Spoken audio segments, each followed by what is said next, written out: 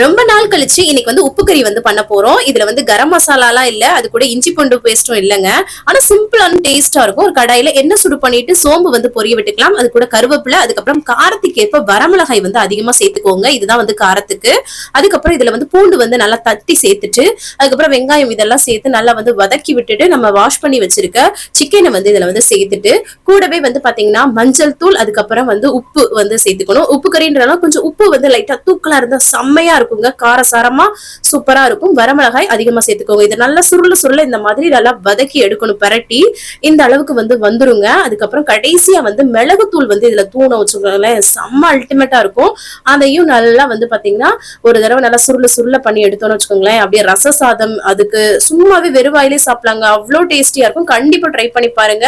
Simple ரெசிபியா இருக்கும், டேஸ்டியான ரெசிபியா இருக்கும். தேங்க்ஸ் ஃபார் வாட்சிங் ஃப்ரெண்ட்ஸ். எங்களுக்கு பிடிச்ச ரெசிபி. பாய்.